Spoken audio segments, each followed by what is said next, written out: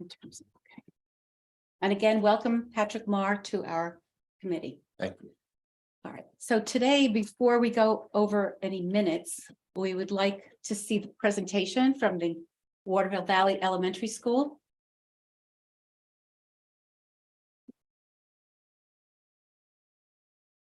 All right, good afternoon. My name is Kimberly Rawson. I'm one of the teachers at Waterville Valley Elementary School. Actually, I'm pointing this way, but I should be pointing that way. So wonderful little school. And I wanted to say thank you to the commission because of giving my students real work and meaningful work that contributes to our community is one of my core values as a teacher. So I'm incredibly grateful that they're able to share their work with you today. And the work was derived from my science standards, which focus on climate resilience within the community, and also a presentation we attended by Paul and Denise Pulio, the leaders of the Abenaki-Cowsaw band of Pennacook people. I think I got that all right, but it's pretty close, Yeah. And they shared the concept with us about how Indigenous people have historically been stewards and managers of the forest. So the presentations that you see here today are the idea behind it is how do we best manage our forests, since we live in a forested community, to be both resilient, healthy in the face of changing climate, increased drought, which will lead to increased likelihood of forest fires. And it was incredibly timely because as we were wrapping up our projects, we had the smoke from the Canadian forest fires coming through our community and completely, making the air unsafe in parts of the East Coast. So this work is relevant. I'm incredibly proud of these students. They used AI for the first time to bolster their research, but then they had to think deeply about the facts that they collected and come up with plans that this town could implement to make our forests sustainable and resilient in the face of a changing climate and potential forest fire conditions. And one little fun thing I brought in for you is they also, because they're so awesome, they completed our 3rd annual macroinvertebrate analysis of the Mad River. So I brought in a little summary sheet of all of the things that they found while they were out there. And we're pretty excited because around 85% of the macroinvertebrates that they found around 100 specimens, are very sensitive to pollution, meaning they cannot survive in polluted waters. And they also did a titration lab to determine dissolved oxygen content. The more dissolved oxygen, the healthier your water is for things like fish, for example. And so they found that our waters have between 7 to 10 parts per million dissolved oxygen. So I'll share this with all of you just to have a little bit of fun. That's great. And when they conclude, I just want to leave the commission with this concept that we love to do real science. So as your work continues, which there's a lot of work to be done by this commission, please consider us as citizen science partners. Sounds great. I'd like to welcome first our 8th grader VJ DeVoe and 7th grader Lucas Vandemore. They're going to get us started.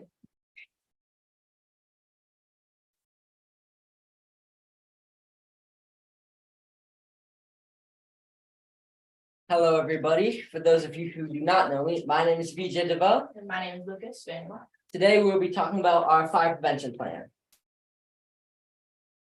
So, at 3 p.m. on May 28, 2008, Rattlesnake Mountain caught fire. This fire doubled nearly every 5 minutes and took over a week to extinguish. Over 54 acres of land were burned, which is about 50 football fields. The cause of the fire is unknown, but it was likely started by an arsonist or an improperly extinguished cigarettes. Now let's take, for instance, the town of Waterville Valley. As you can see, our town is surrounded by the White Mountain National Forest. If there were to be a forest fire, which is not as unlikely as you would think, the town would be caught in a fire inferno, completely obliterating everything we love and know about the valley. What we can do to prevent a travesty like this from happening is inputting our fire prevention plan into our day-to-day lives. So, some forest fire causes are human activity, the environment, climate changes. Unfortunately, a whopping 85% of forest fires are caused by us, humans. For example, if someone just throws an improperly extinguished cigarette away, all it takes is that to start a forest fire, which can completely ravage forests. If we're going to get rid of these forest fires so easily being able to extinguish, we need to decrease this percentage. This leads us to step 1, which is ecosystem restoration. If we are to prevent forest fires, we need to take away their fuel. Take, for instance, the forest behind our school. It is completely catastrophic right now. There are quite a few dead trees. There is next to no living vegetation, and if a forest fire were to be started there, it would ravage our school. What we can do to prevent something like this from happening is get rid of all the dead trees and plants and analyzing the soil, and if necessary, adding new and improved soil that has nutrients and organic matter. Next, we must plant deciduous fire-resistant trees such as the red maple and the American beech and black cherry trees. We should also plant native vegetation such as the low bush blueberry trees, sheep laurel, and eastern red ciders. Also, once we plant edible plants such as the blueberry bush, animals will start to come back to the forest, and through their scat, will plant more seeds. Finally, we must monitor and involve the community in the progression of our restoration project, because all in all, it is you, the community, who can help us stop this horrible thing from happening. Step 2 is managing our forests. After we restore our ecosystem, we must make sure our forest stays healthy. To do this, we'll have every person living in the valley plant 1 to 3 deciduous trees a year. This will help repopulate the forest with fresh trees that have a less likely chance to burn. We also should control invasive species. They cannot just destroy forests through diseases, but also increase fire risk. Once again, we must keep the community aware and engaged in this process. Step 3 is community awareness. For our community to understand the reasons why we are making this plan, we'd have to engage them in preventing forest fires. One of the most common ways that fires start is due to cigarette butts. If people just flick their cigarette butts in the forest, it could easily start a forest fire. If we properly extinguish our cigarettes, that could decrease the chances of forest fires dramatically. Also, many wildfires have been started by unintended campfires and uncontrolled fireworks. Basically, just don't leave your campfires unattended. And in conclusion, forest fires are currently at a high risk to our lives. But if we implement this ban, the valley would be much safer. I remember, only you can prevent forest fires.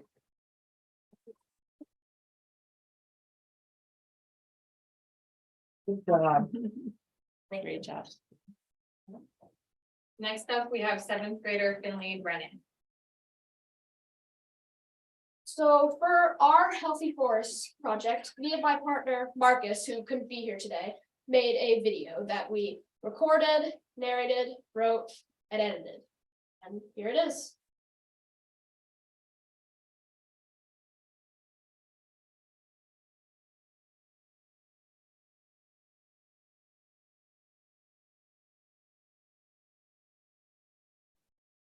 It's really so pretty. Red. Thank you.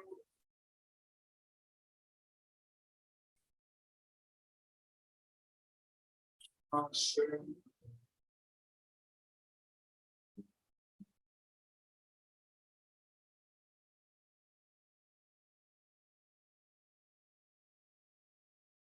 In the beautiful state of New Hampshire, nestled amongst breathtaking landscapes and vibrant communities, a silent threat looms. Wildfires, destructive forces of nature, pose a significant risk to our cherished environment and the safety of our neighborhoods. Today, we explore the crucial topics of community engagement, fire prevention, ecosystem restoration, and responsible forest management. Together, let's discover how we can protect our beloved home.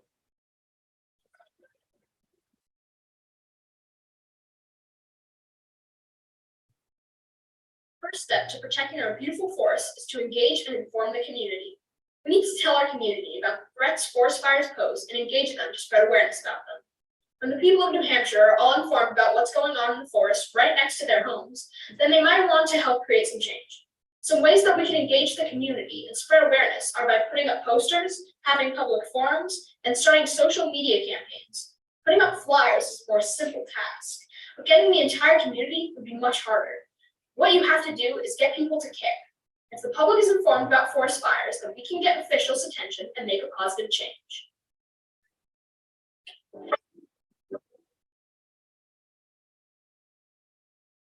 Before we start to think about ways to prevent forest fires, we have to learn about the flammable plants and non-flammable plants.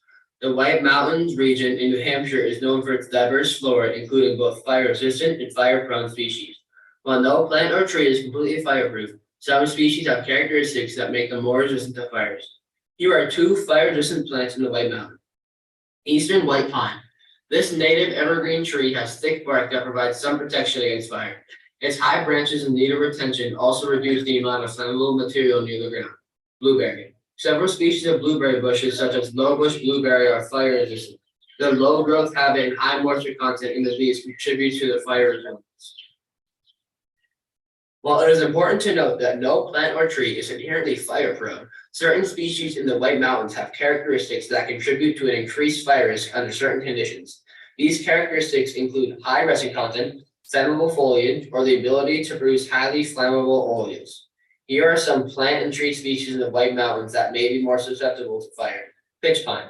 Pitch pine is a fire-adapted species that is well suited to survive and even thrive after fires. However, its flammable resinous bark, needles, and cones make it more susceptible to igniting and spreading fire. Mountain ash. Mountain ash have trees and flammable bark. They produce clusters of small red or orange berries that can act as a fire accelerant. Preventing forest fires is essential for the safety of both the people and the environment. Here are some ways that people can help prevent forest fires in New Hampshire or any other area. Follow fire safety regulations. Stay informed about any fire safety regulations, restrictions, or bans in your area. Adhere to them strictly, especially during dry or hot periods. Campfire safety. If you plan to have a campfire, ensure you follow proper safety practices. Use designated fire pits or rings. Clear away flammable debris around the pit. Keep the fire small and never leave it unattended. Completely extinguish the fire before leaving the area. Dispose of cigarettes properly. If you smoke, make sure to properly extinguish and dispose of cigarette butts in designated containers. Avoid throwing them on the ground or out of the car window, as they can easily start wildfires. Another way you can prevent fires is by planting more fire-resistant plants, so the risk of future forest fires is reduced.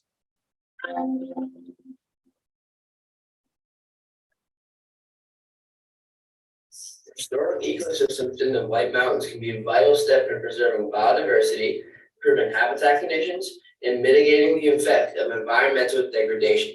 Here are some ways in which ecosystem restoration can be achieved in the White Mountains. Participate in invasive species removal efforts either by volunteering or by taking steps to prevent their spread. Be mindful of not introducing non-native species into the wild and properly clean your gear, clothing, and footwear to avoid unintentionally transporting invasive species. Plant native species. If you have a garden or property in the White Mountains region, consider planting native species that are beneficial to local ecosystems. Plants provide a habitat for wildlife, support pollinators, and contribute to overall ecosystem health. Volunteer for trail maintenance. Many ecosystems in the White Mountains are accessible through hiking trails. By volunteering for trail maintenance programs, you can help protect these ecosystems by keeping trails in good condition, preventing erosion, and minimizing human impact in sensitive areas. Remember, ecosystem restoration is an ongoing process that requires long-term commitment. By actively participating in restoration activities, spreading awareness, and adopting environmentally responsible practices, you can make a positive difference in the restoration and preservation of the White Mountains ecosystems.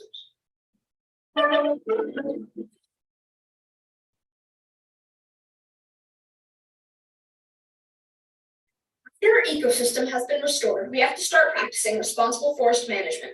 It's no good if our ecosystem is more fire resistant if we don't keep it that way. There are several things that you can do to practice responsible forest management. One thing you can do is conduct fire risk assessments. You can conduct regular fire risk assessments to identify areas with higher fire susceptibility in the White Mountains. Assess factors such as fuel load, vegetation types, weather patterns, and proximity to human settlements. This information will let you know the problems so you can manage the forest. Another great thing you can do is enhance the forest health. You can maintain forest health through proactive management practices.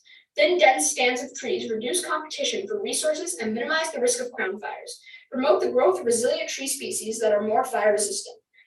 You should also be aware of the role that climate change plays. Recognize and adapt to the changing climatic conditions that may increase fire risks in the White Mountains. Stay informed about climate projections and adjust forest management practices accordingly. Consider implementing strategies such as enhancing drought resistance, modifying species composition, and adapting prescribed burning regimens to account for changing conditions. And going back to community engagement, you can develop educational programs and materials to raise awareness about fire prevention and safety. Engage with local communities, schools, and recreational users to share information on fire risks, responsible behavior in the forest, and the importance of reporting potential fire hazards. We must keep our forests in peak conditions so that destroying the ecosystem wouldn't go to waste. Another part of forest management is clearing the items that are most likely to spread forest fires. These items are ladder fuels, leaf litter, dry leaves, and downed branches and trees. Ladder fuels could be high bushes that are below very low tree branches. The bushes could easily catch and spread to the tree. This is what needs to happen if we want to protect our beautiful forests. It could take years to fully protect the ecosystem, but in the end, it will be worth it. But it all comes down to you. You can start spreading awareness about forest fires today. Change starts with you. Our plan is to engage the community and try to make them more aware of how they can prevent forest fires, start preventing forest fires, restore our ecosystem, and then manage it responsibly for the rest of time. Dr. Allison, please.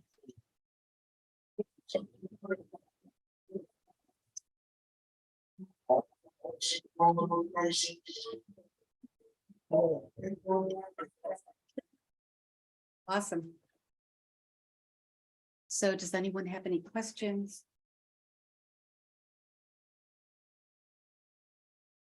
If not, we will continue this topic in July. Since we'll have Chief Noyes here to talk about our existing hazard mitigation plan, the one that's 166 pages and we probably haven't finished reading it. We'll try to go over the highlights of that plan. It was updated in 2021. We'll go over the highlights, we'll go over the recommendations, and then we'll share the information with the community, of course. Thank you. I'm very impressed with your work. It's like, I'm very impressed. We can put you all to work. I have so many ideas in my head. So Yeah. it's good. Yes, Thank you guys yes, very it's much. many-year-long process, Mhm. so. Bill? So I am very impressed also. And I just retired after a 33-year career with the U.S. Forest Service. 16 years of which was right here in the White Mountains. And I don't know if you've reached out to the National Forest here, but you have an outstanding resource. And you guys use terms and say That's things that most of the public has never even heard of or thought of. Yeah. So you are well on your way to knowing what this is all about, and this is a big deal. So I encourage you to maybe reach out to the White Mountain National Forest. Yeah. Or invite them to come here and speak to the classes or talk to you guys, maybe you already have. But if you haven't, I strongly recommend it, because you got some future Yes, savers of the forest here. thank you, Yeah. Bill. Thank you. We'll continue that discussion later today. Thank you. Paul's on. Oh, Paul? Oh, no, he's Oh, on Zoom. No question. Okay, Thank you very much. Wow, that was amazing. yes. Amazing, you know, and it gets them just. That's right. Oh, totally. And have people. Yeah, so everything's, yeah, You- The you- young people, like, And educate, he's an amazing. yeah. yes, They're blessed. yes, yes. So I noticed they used terms that the Forest Service used. So, we'll get back to that. So glad we saw that. Me too. Let's go back to our minutes. Minutes. Let's see, we'll review and approve minutes of May 17th and a couple of site visits that we had. So did everyone have a chance to look at them? Yeah, we don't have Charles here to suggest any changes. I don't know. Should we hold off until he comes? Paul has approved, he emailed and said everything looked fine to him Okay, and looked fine to me. and me, Is there a motion? Okay. I make a motion to accept the minutes. I'm sorry, did you, Second, you saw them? you forwarded, you provided it to me, as well as the site visit. So are we approving both the site visit and the, You wanna Are we do- doing one at a time? I We can do it all approve, together, but We you can want to do do it all together? We can do it all Alright. together. I make a motion to approve the minutes of May 17th for site visit and also May 22nd site visit. I second. All in favor? Aye. No discussions? Any question? Nope. No. Okay.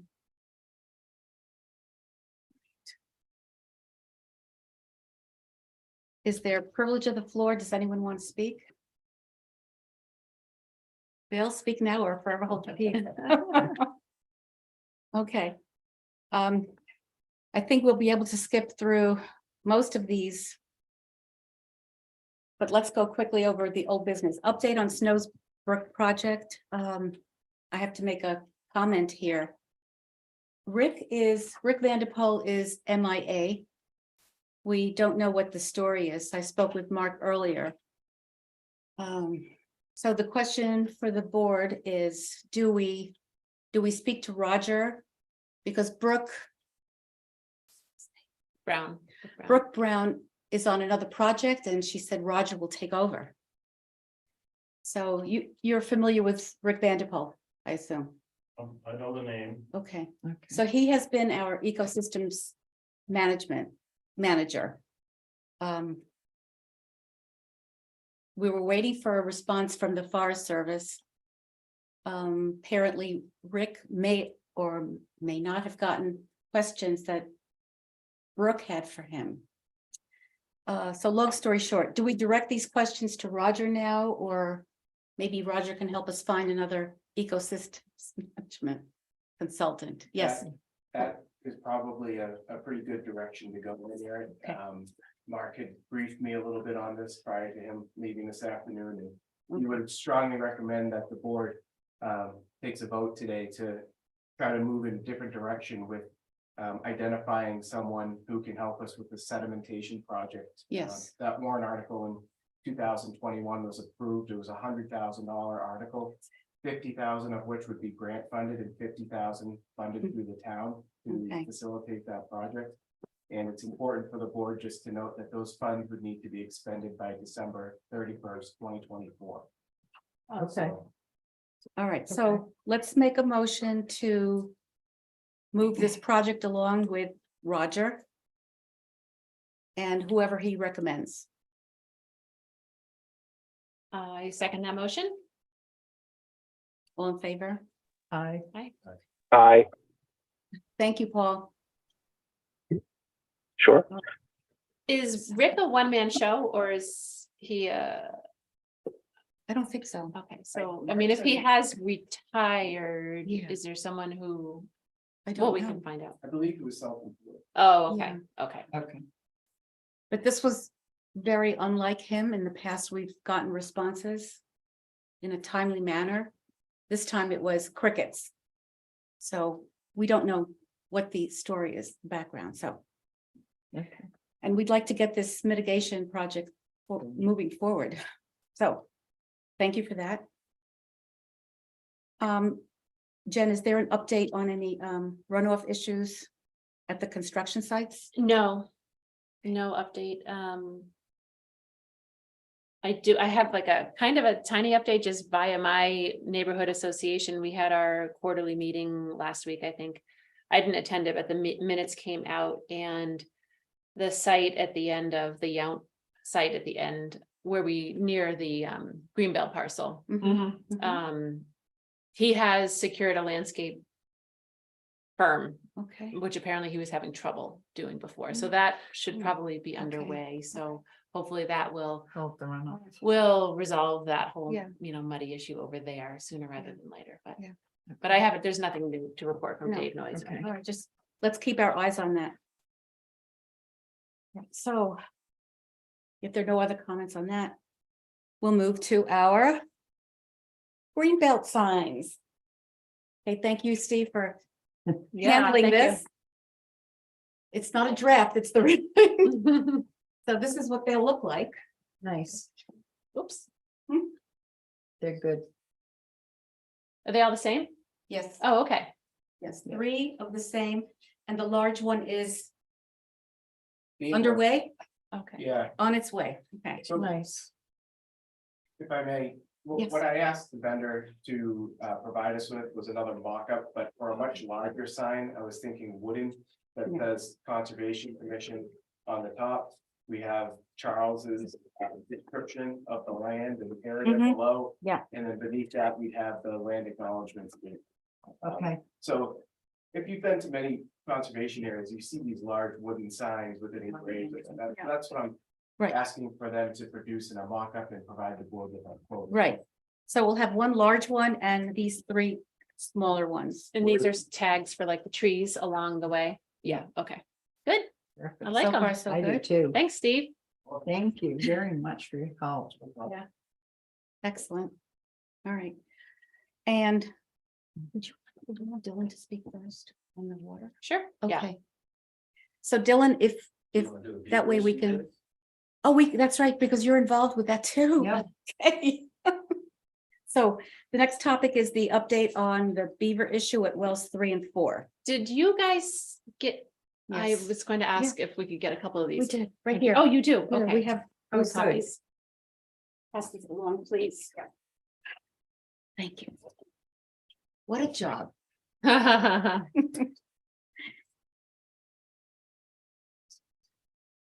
Thank you. Yeah, Bill, I didn't go to well 3, so I'm anxious to hear because I had walked it oh, when we moved the stones. right. So I'm anxious. Oh, yeah. Yeah. Question? I'm Chair, I was wondering, is this a good time to put in that, didn't you get a comment from Horizon? Or an email from Horizon? Yes. for the Um, survey of the land? that was the good news I had. I don't remember where I put it. We do have good news, not just bad news. Since we, Is this a good about time Rick. to discuss Oh, yes, because it was, we took a vote at one of the site visits. Whether or not we would pursue the survey, and we voted yes to proceed with the survey. The good news is that Horizon is coming this week. Awesome. So we have a date this week. They'll be there It would be to survey. the land, Wow. not to have it survey. to be surveyed. Yes, Yeah. they're Okay, awesome. officially surveyed. Yes. Thank you. You want me to Yeah. speak to this? Sure. So many of you know, many of you were there. We were, the Conservation Commission was tasked by the Select Board or asked by the Select Board to revisit the beaver activity or flooding that are located near our town wells.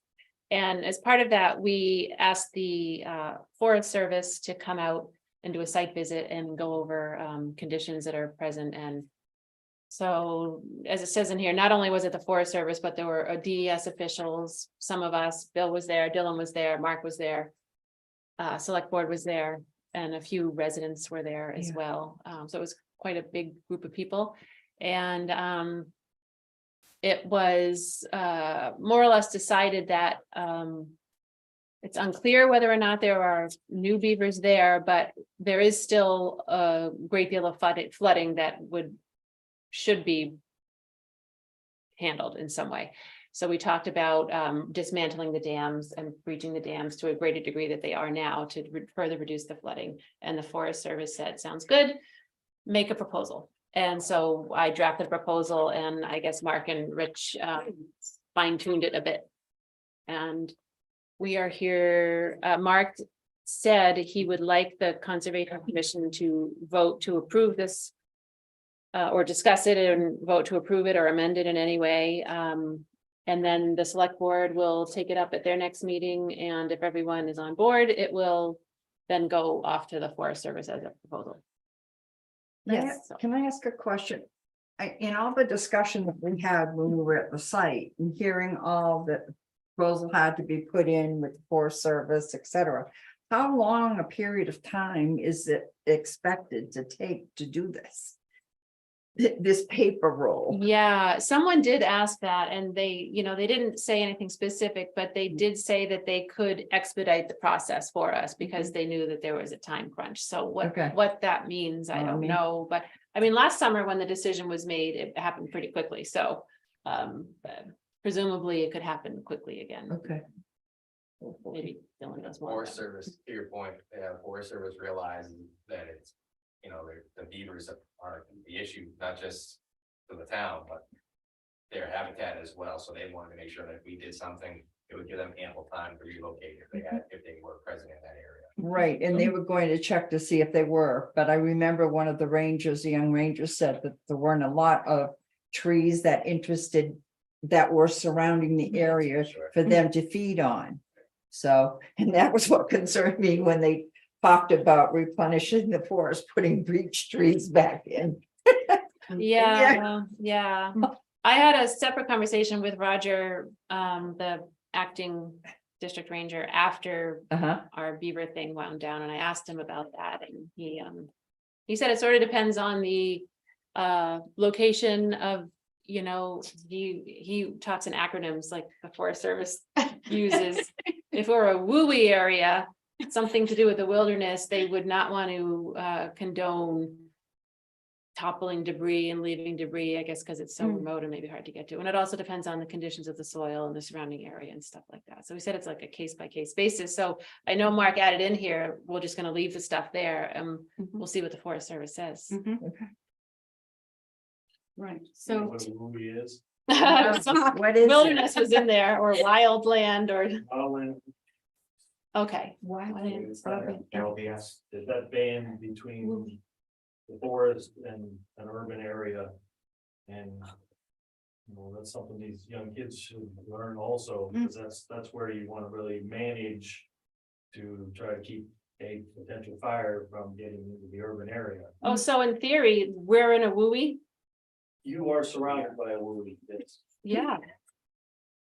Can you tell me what it means That's not a again? woody, that's not a woody, it's a woody. WUI, yeah.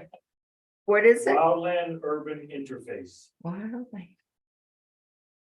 Urban WI. interface. I think you should go talk to the school. I think it would be a okay, good well, thing for you to introduce We to will. them. Although school's at the end right now, Yeah. next year. next year. Yeah, I'll be in touch with the science team. Yeah. Yeah. So we need to discuss and then make a motion to. Yeah, I don't know if anyone, I know you're just seeing this, but if anyone has any thoughts. So the gist of it is we completely dismantle the smaller of the two dams, which, you know, is still in itself no small task. It's like 70 feet long. And then but that's the one that's closest to the wellhead, and then significantly breach the one that's up above a little bit to get the water away from the bank of the Right. So, hillside. yeah, the proposal is to deconstruct or partially deconstruct the two beaver dams in order to return surface water levels closer to the state that existed when the well site was permitted. And this may have the additive benefit of preventing the beavers from recolonizing the area. Yeah, That's what we're voting on. time will tell. Okay. What about well 3? What was discussed? Because I didn't walk that afterwards. Dylan brought us back there to show us some new activity that he had seen, but there doesn't seem to be any sign of a dam or anything that's Yeah. imminently, you know. But I know Mark, because of what we went through a few years ago, Yeah, with well wants 3, to make yeah. sure, and that's another part of this, that that we are granted permission to dismantle dams if they should appear Okay. over there as well. One of the other factors of the well free site, based on what the beaver activity was taken note of, is the west branch is wearing away that bank that basically is our access road to well free. Yep. So it's just a matter of time before erosion turns that into an island. So trying to prolong that is what is our goal. So if we were to have a beaver dam there at that site, that would flood that area quicker, obviously. So that was what the town's concern was, I believe, other than just the proximity to the wellhead as well. Okay, makes sense. We were there moving the stones which was an education for me to. I contributed to the smaller stone, but it's amazing the erosion along there. Yeah. And then I bumped into someone I knew, and she told me with the recent rain that we had, that the water had gone over the stones. Oh, And I was just amazed because the rest of the rivers weren't running that high. Mhm. So I wondered, but the erosion over there is really bad. Yeah. The only thing that's keeping that thing together, my opinion anyways, is just a root system that's left of those. trees. Yes, Yes. agreed. So, What's the beaver population that we're dealing with? Currently potentially 0, but last summer, there were 3 beavers that were removed from near well number 4. And whether or not any new ones have moved in, it's not. So we haven't observed any new beaver activity or any present beaver activity. By well 3. but by well 3 certainly, by well 4, I would say there definitely has been beaver activity because what was notched has been dammed back up and I've added to. We haven't seen anything, I haven't seen anything with my own eye in terms of beavers actually creating a dam by any means. But to Jamie's point, I haven't seen, I don't think anybody else has, an actual beaver at work in that area. But one thing that I think we need to consider is, it's not just that larger of the 2 dams. What's causing the beavers to come downstream is the habitat upstream. And I have no idea how many beavers are up there, but I know there's a significant dam up there. And that's, what's happening basically is the young are getting kicked out by the mature, Yeah. and that they're looking for a place to go. So in terms of how many are there, I couldn't tell you, but I know that's where they're originating from. So All right, so do we have a motion on the floor to bring this proposal as a recommendation to the select board? I make one comment, I reread it and I think I'd like to amend it a little bit. We could do it, I mean, after you vote on it, Mark and I can do it and put it in the amended version in front of the select board if you'd like to do the amendment today, but I think we need language in there that makes plain to the Forest Service that getting an excavator up to the area is gonna have very minimal impact on any of the flora or fauna, because you go from a parking lot to Livermore Road to a cross-country ski trip. So that excavator can be driven very close to those 2 dams without having to damage Okay. any of the environment around it. So I that may be a good thing to let the Forest Service know. It's not like, in other words, Right. it's not like we have to carve a trail Right. through the woods. to get The trail's there. Yeah, That's what I'm trying to say. Yeah. And there are plenty of places, I think, I Mhm. mean, either Mark or I can come up with some language and put it in there if you wanted Okay. to come up with it now and then, bring it to the. Yeah. Bring it to the select board either way, but I think that's a good idea to have that in there. Excellent. Especially It might where speed it up. was breached on that one end by the path, the first big one, the 7-foot one, where it had broken through. There, that might be an easy lift for them to get in there and draw that back. Bill and I were talking about that as well, and that big maple tree. I Yeah, think, honestly, right the here. big maple tree that fell was kind of the beginning of the dam. I Okay. agree. And what we were discussing was that may potentially be, the. The end all be all, Yeah, if we remove it. Grab onto Yeah. that and pull that out. Yep. that May be enough pressure of the water behind Wow. us there to kind of. Let the water do that. Exactly. That would be nice. Yeah. Just an idea. I'm not Yep, saying yeah. it's happening. It would be nice. I like it. It would have minimal impact. Right. As well. I would think that tree has to go regardless, because I Oh, yeah. agree with you that It's is, just a bait. it's like a building block. Yeah, it's right Well, there. you want to breach the dam approximately where the original stream was. Yeah, Not on the edge, that'll lower the water level a little bit, but overnight. They'll fill it right back up. Right. Yeah. There are beavers there, because there's a den right at the, opposite, you can see the den. Mhm. Yeah. They just aren't showing activity because they're happy. They Okay. don't work on the dam, they're just happy beavers. Living the living life. there. Yeah. And it will take I predict 2 or 3 breaches. And the whole purpose of the breach is to encourage them to move on. Mhm, Yes. Ideally back upstream, mhm. but typically what they do is Go move downstream, because as Dylan already said, what they need to build dams is not there Yeah, upstream, right, that's why they yeah. move downstream. Okay, But the only way to encourage them to move on is to keep breaching that, because once they run out of material to rebuild the dam, they're gonna move somewhere else. Okay. So you gotta take out a pretty significant chunk of dam, probably more than once. Mhm. Because they'll try to rebuild it, that's their first okay. attempt, and then Mhm. after they realize they got nothing left to build a dam with, then they'll move on. How deep do you think that pool of water is? The larger of the two. The big one? It's probably 6 to 8 feet Yeah. deep at its Really? deepest point. This trout, I don't know. if No. There's trouble. And I mean, that doesn't surprise me, because that whole stream, brook, whatever you wanna call it, has I mean, Yeah. but I was up there with Rich from the wastewater treatment plant. And we saw a trout kept coming up and hitting mosquitoes. Wow. Yeah, so there's certainly trout that are in there as well, so it's deep enough that it holds fish. Wow. Oh, So, nice, interesting. So Bill, is this a project that you'll be in charge of Well, potentially? It depends whether my boss asks me. Right, Yeah. right.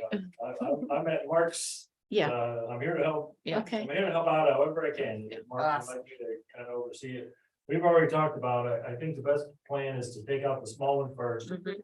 Let the area dry up a little bit, so we don't bury it. Rush it, yeah. Right. In the soft ground. Right, Right. So it might be a phased project, okay. so that we don't, create a worse situation. Oh, yeah, Right. Mark, you guys added language in there that it might be a phased Yeah. project so. too, yeah, so that was. It's in there, yeah. Yeah.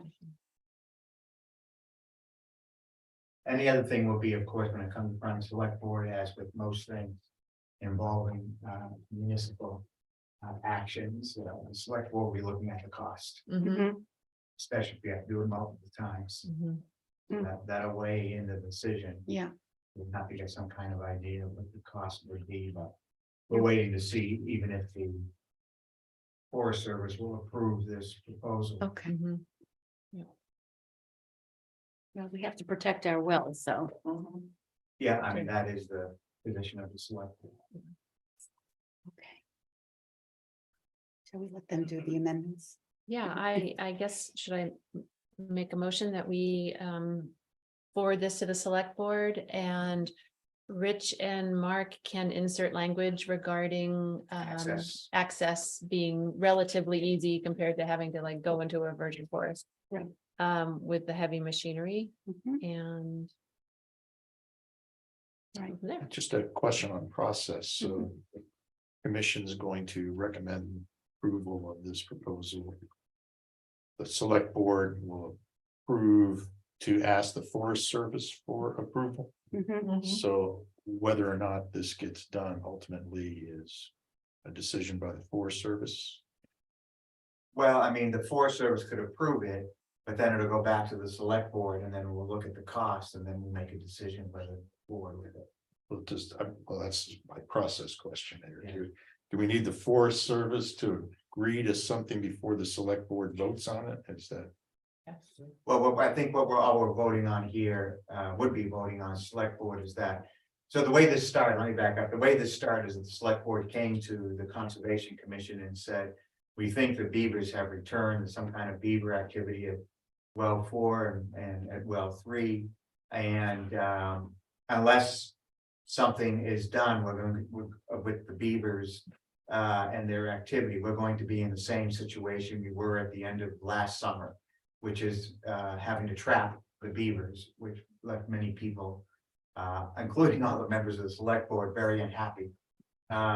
So we're trying to find another way to deal with the beaver issue. So we came to the select board a couple meetings ago, Mhm. a meeting you'll have to get now, and said, hey, you guys, take a look at this, see if you can come up with some options for us and what your preferred option would be. So Jenny organized a site visit with the Forest Service and the other folks who showed up. And they tentative, when we talked about, okay, what can we do? We'd like thinking of maybe reaching these two dams as a possible intermediate solution to see what happens. We don't know if that'll solve the problem, whether they'll move on or not. And the response by the acting district ranger, Roger, I forget his last name, Boyer, was that as having been a federal bureaucrat, I fully expected the answer is put it on paper and give it to us, and we'll let you know. Yeah. So Jenny drafted this draft based on those conversations there. And presented it to Mark and I to review. We made some minor edits. We didn't have to, it was very well done, Jenny. It didn't require, I mean, we just moved some things Yeah. around and changed happy to glad and then glad back to happy again, you know, that sort of thing. And so in fact, she's presenting it to you, the Conservation Commission, to present as a response to the select board, the sponsored request of an option to move forward with regard to the beavers. So the option is, we'd like to send, you know, we'd like you to agree, we want to have a full town agreement here. That we could send this, the town could send this to the Forest Service for their approval. Mhm. So is there a cost estimate for this? No, we don't have it yet. So the. I just we- got, as I a know you're select going. board member, right? Yeah, no, You'd I have know to you're going. weigh, Right, I weigh the think- cost of this option versus the cost of the other option. Well, the only other option on the table, so to speak, is trapping, and Exactly, that's a few $100s. exactly. So what's the threshold that says we're gonna trap the beavers? I don't know because the select board hasn't discussed it yet. And then what would be the timeline for the Forest Service to approve don't know. this? At which point, because the well is continuing to degrade. The purity of the water is continuing to be impacted. It's not yet, I think. Not yet. I mean, Not yet. Not yet. There's no impact. we're trying to get ahead of We're it. trying to be. Yeah, trying So to that we don't prevent. get in a position where, Do we A have water test. a predictive rate of when it will fail if No. the action is not taken? No. No, because the weather is the other Is factor iffy. as well as depending on the loadings. Yeah. You know, how rapid the water level could come up, that Hmm. would play a major impact in it as well. Very good questions. Thank you, Patrick. We should also. Yeah. We should also inform Patrick as to what they would do if they trap them. This is why we're trying to. Avoid it. remove the dam. Yeah, we're trying to avoid If what they we. trap them, what will happen? To the beavers, it Oh. kills them. Yeah, they kill the beavers. okay? It doesn't solve the. You still have to breach the dams, and that's what we're asking for permission Right. here, and then sort of wait and see if they rebuild or not, yeah. I think what the select board would do is if the Forest Service approves, and I was given to believe by Roger that it wouldn't take a long time. He seemed to indicate that It could be done. they fairly knew people, but you know, yeah. Because they recognize that if The we were to need. do this, then we have to do it, I think he said, no later. Late than spring, early summer, and here we Okay. are, Here we yeah. are. Right, Yeah. so well, let's say the first day of summer. Yeah. So, because, you know, of Yeah. the beaver that needing. Right, so we'll put a rush on it. So, and then, you know, we'll see what if they approve it, we'll see what the cost will be, and then. Select board will discuss it and people will come in and let the select board know if they want to spend X amount of dollars, whatever it is to. Pursue this option. Can I ask, who determines the cost of it and who does the removal? The town does? Who's doing that? I think we'd have to rent an excavator, right? We don't have an Or excavator. you don't have an We don't excavator? have one Right, big enough to do what needs done. Okay. Right. You contract. An Painter excavator or with an something. operator, or we have people that can operate them. Yeah, right. Or we rent an excavator that can do the job. okay, so the onus is on the town to remove it once the approval comes from the That's our forestry proposal. service. Okay, That's our thank you. proposal. Allow us to remove the dams at our cost. Okay, The bottom line, right? And just for context, a rental of an excavator is $2,500 a month. who, A month? a month? We just. How about waiters and going in and doing it? So. No, it's- That. That's a pretty, Waiters. Pulling out one stick at a that's time. pretty, Yeah. I'm serious. I know, That's what- I know. But that one's gonna take a while, the big one will take a while to do that. You Okay. don't know how aggressive we can become. Is there anything, I've read through this, but without going through it again, is there anything in here about the removal of the dam materials?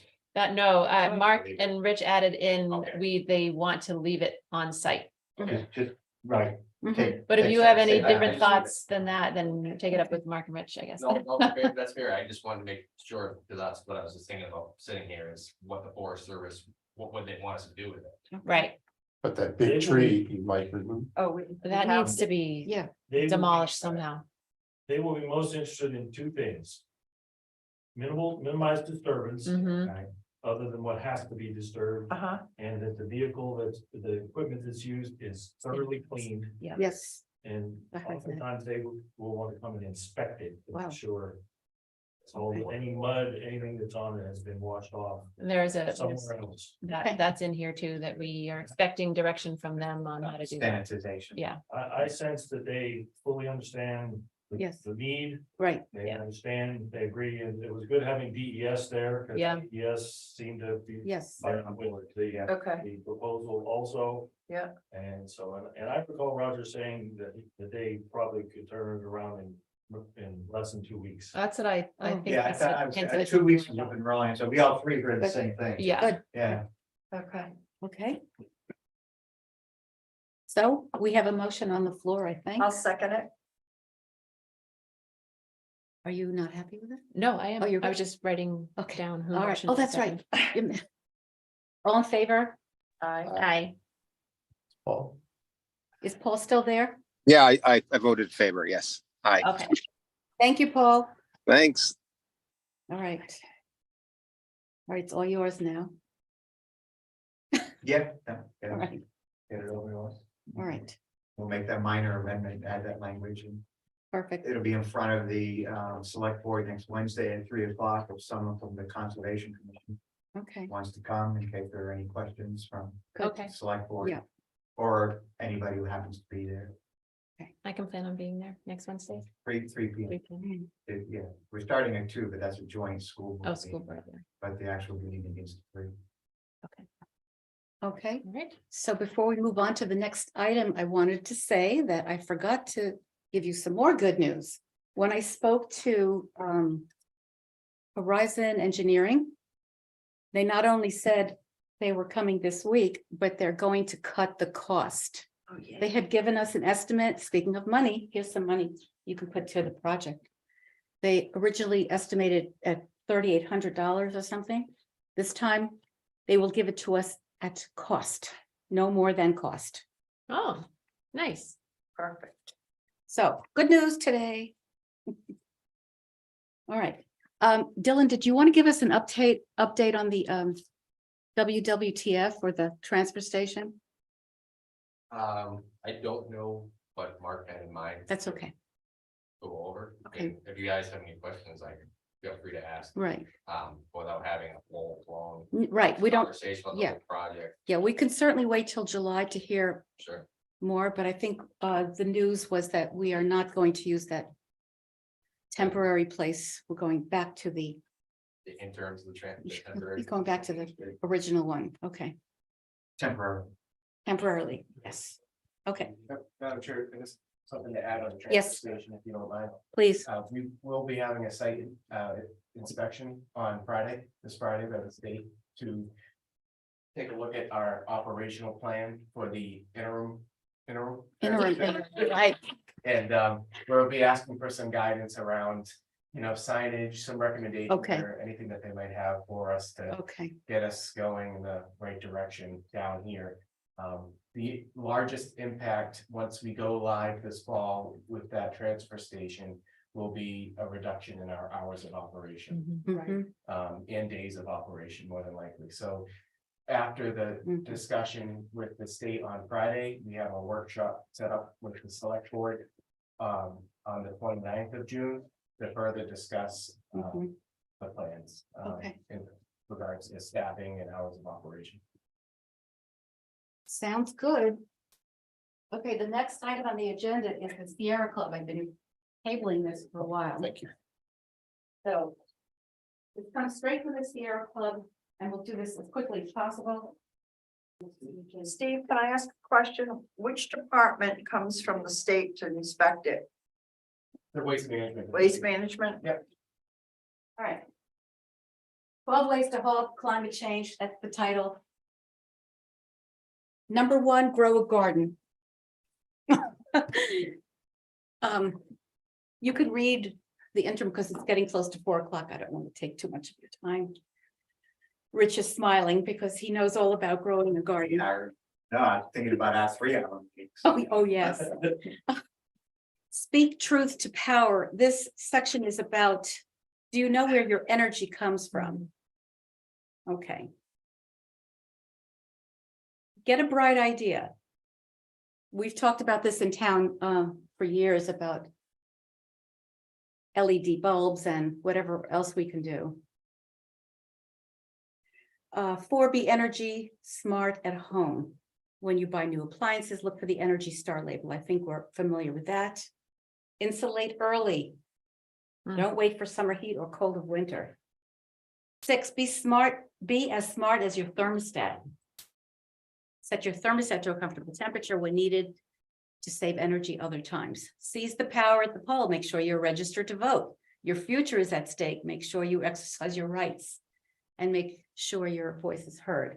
Reduce, reuse, recycle. You've heard me say that a million times ad nauseum. Okay. We won't get into the details here, but you're familiar with what we can do. 9, plan your trips and daily commute. Don't go into town for one errand. Try to bunch them up. Check out the electric vehicle guide at Sierra Club.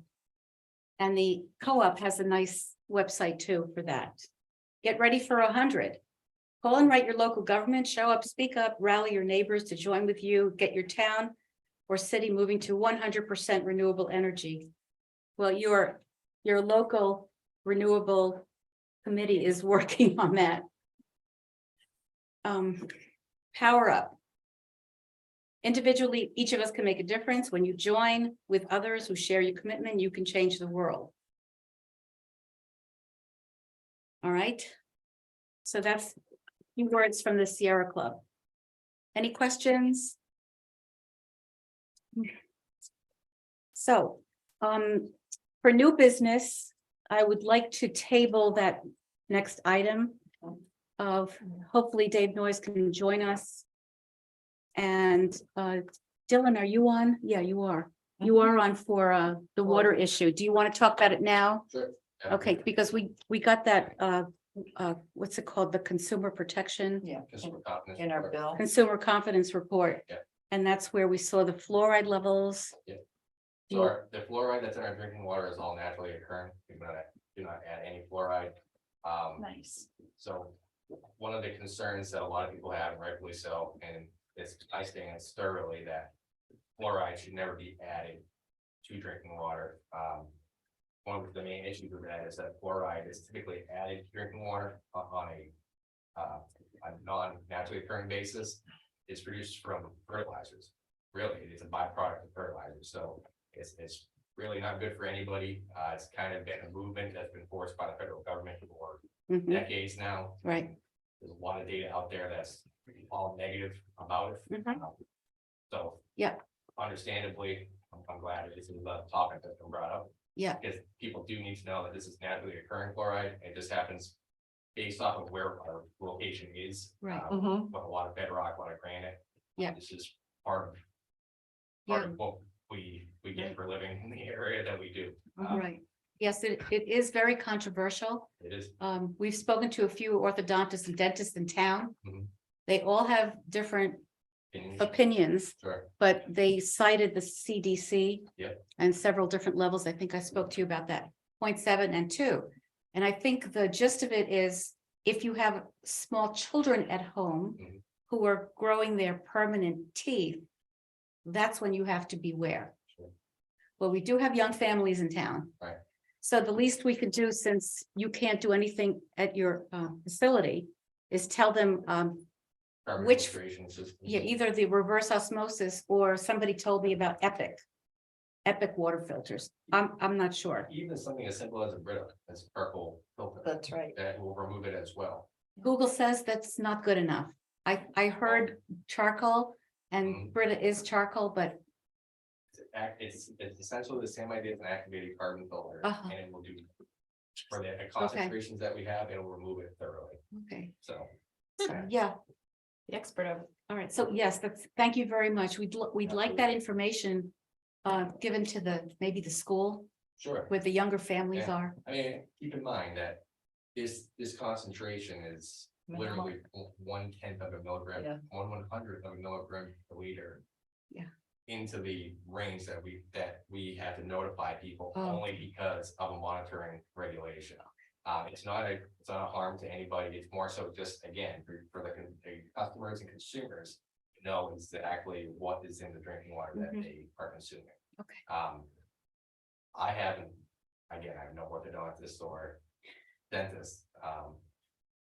However, the consensus throughout drinking water as a whole is really for fluoride. They want around 3 milligrams per liter. So Mm. that's another third of where we're currently at. And that's, that's them adding it as a Yeah. either as a crystallized form of Uh-huh. fluoride or a liquid form of fluoride, not naturally occurring. So I hear you loud and clear, and I Yeah. wish that there was something I could do about it, but unless we added a filtration Mm. sector to our current facility, there's literally nothing I can do about Yeah. it because it's naturally occurring. Right. But, it's something we will keep an eye on, as obviously, and if it does get any worse, then we will have to do something about Right, it. okay, So, okay. Someone asked me why we waited 6 months to put the notice out. that's when the state Ah. requires us to. It wasn't 6 months, it's over a year. Oh, So it's because it's for 2022 all right, data, that's how the state requires it, because you have to keep in mind that it's the data for all of 2022. So when the Hmm. state mandates that it's sent out in June and due by July. Yeah. interesting. One thing that, while we're on this topic though, that I wanted to discuss is that yesterday we had some maintenance, and some construction done on our water system. Oh, Yeah. yeah, We had to have 2 insertion valves put in at the construction site of Foster's Way and Tecumseh Road. We had to isolate a water main in order for R.M. Piper to put in their new drainage culverts. So with the construction of the insertion valves being put in, they essentially core the pipe and insert these valves in place, and that allows us to isolate the water main. So what I wanted to show is this is a 50-year-old water main. So this is a cast iron pipe that's cement lined. So that is cement, and this is the cast iron on the edges. So you see, there's no corrosion wow, at all. So Beautiful. when we do a lead and copper test, that's a measurement of the corrosiveness of our water. Here are some pictures, and I'll show them to you as well, Patrick, of other water mains. That's the disgusting? tuberculation and scale. Wow. So again, this is 50 So years that's old. 50 years old. Yeah, Yeah. this is our original, you did something right. our original That- water main. That's cast iron? This is cast iron pipe with cement. You can Looks feel like it. it's brass. Yeah. No, that's just some rest. Oh, okay. That's amazing. Yeah, Cool. so I thought you all would find that interesting. I certainly did. Was this just, is this just Happy. being done as part of the road? So you're tearing up the road and what? So why we did had that- to, because they were digging under the water main, because the pressure is so high in town, they wanted to make sure that they didn't put any of their guys at risk by being in a trench with a water main. Being that high Oh, pressure, it can really dump a lot of water rapidly. Yeah.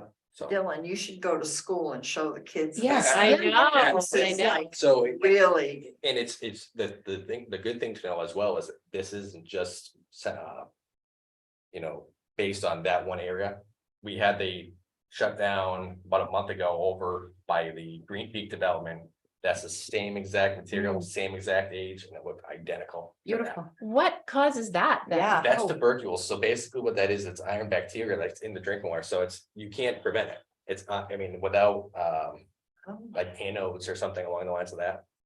That is naturally occurring. Wow. So what they run in that instance is they would use a swab or a pig is what they would call it. And basically they scour the pipe and Mhm. pull all that off. So you can imagine what the water would look like. Oh, after that. But oh, yeah. that's the only way to get rid of it. But again, figured I would. That would that's a be an good- amazing Yeah. teaching tool. Yes, And pass it on to the yes, mothers and fathers so that they know. yeah. That's amazing. Yeah, I thought so as well. Oh, For 50 years of use and it looks like the day was put in. Yeah. It's just concrete lining with Oh. cast iron. That's the top of the pipe. do they So- do that anymore, Dylan? And Cast iron. yeah, and no, huh? No, they use a lot of ductile iron now. And the reason why they would use the concrete lining is because cast iron is more prone to scaling and rusting than ductile iron. Ductile Okay. iron is stronger, Okay. more tensile strength, so. So all those like black pipes that are lined up over at Green Peak, those are all ductile iron. Correct. Okay. It's all okay. a newer material, yeah, and there's also plastic welded plastic pipes now that they're using as well, and that way you don't have any corrosion of the pipes. Mhm. But yeah, I thought you would all find that interesting. That so. is called amazing. Amazing. Amazing is right. Ooh, okay, thank you very much for that presentation. Well, We love good news. All right, we're looking at date of our next meeting. Does July 19 work for you?